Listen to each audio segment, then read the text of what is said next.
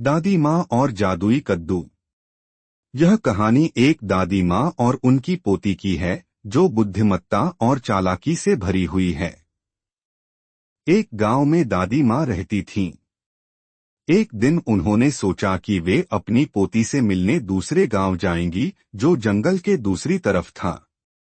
जंगल घना और खतरनाक था जिसमें शेर, भालू, लोमड़ी और बाघ जैसे खतरनाक जानवर रहते थे। लेकिन दादी माँ ने ठान लिया कि वे अपनी पोती से मिलने जाएंगी। जैसे ही दादी माँ जंगल में पहुंची, सबसे पहले उनकी मुलाकात शेर से हुई। शेर ने दहाड़ते हुए कहा, दादी माँ, मैं तुम्हें खा जाऊंगा। दादी माँ मुस्कुराते हुए बोली, अरे शेर भैया, अभी मुझे मत खाओ। मैं अपनी पोती से मिलने जा रही हूँ।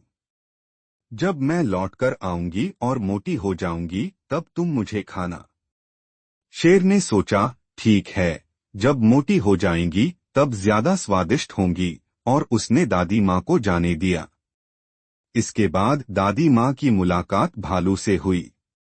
भालू ने गुर्राते हुए कहा, दादी माँ, मैं तुम्हें खा जाऊंगा। दादी माँ ने फिर से वही बात कही, भालू भैया, अभी मत खाओ। मैं अपनी पोती से मिलने जा रही हूँ। जब मैं लौटूंगी और मोटी हो जाऊंगी तब तुम मुझे खाना। भालू ने भी उन्हें जाने दिया। इसी तरह दादी माँ ने लोमड़ी और बाघ को भी चालाकी से यही बात कहकर टाल दिया। जब दादी माँ अपनी पोती के घर पहुंची तो उन्होंने पोती को पूरी बात बताई कि कैसे जानवरों ने उन्हें खाने की धमकी दी। पोती बहुत समझदार थी।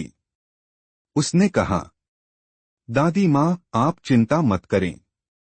मैं आपको सुरक्षित वापस भेजने का इंतजाम करूंगी।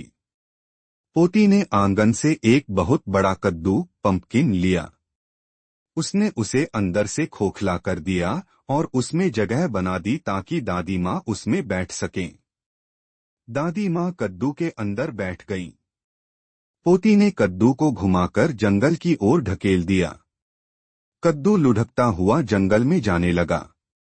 रास्ते में जब शेर, भालू, लोमड़ी और बाघ ने कद्दू को देखा तो वे हैरान रह गए। शेर ने पूछा, अरे यह क्या है? कद्दू लुढ़कते हुए बोला, मैं एक बड़ा कद्दू हूँ, मुझे मत रोको। जानवरों को कुछ समझ नहीं आया और वे कद्दू को जाने देने लगे। आखिरकार कद्दू लुढ़कता हुआ दादी माँ के गांव पहुंच गया। वहां दादी माँ कद्दू से बाहर निकली और सुरक्षित अपने घर लौट आईं। उन्होंने अपनी पोती को धन्यवाद दिया और खुश होकर कहानी सुनाने लगीं कि कैसे उनकी चालाक पोती ने उन्हें जानवरों से बचा लिया। शिक्षा। इस कहानी से हमें यह सीख मिलती है कि कठिन परिस्थितियों में सूझबूझ और चालाकी से ही मुसीबतों का सामना किया जा सकता है। साथ ही परिवार का साथ हमेशा हमारी ताकत बनता है। अगर आपको यह कहानी पसंद आई है तो इस कहानी को लाइक करें और कृपया हमारे चैनल को सब्सक्राइब करें। धन्यवाद।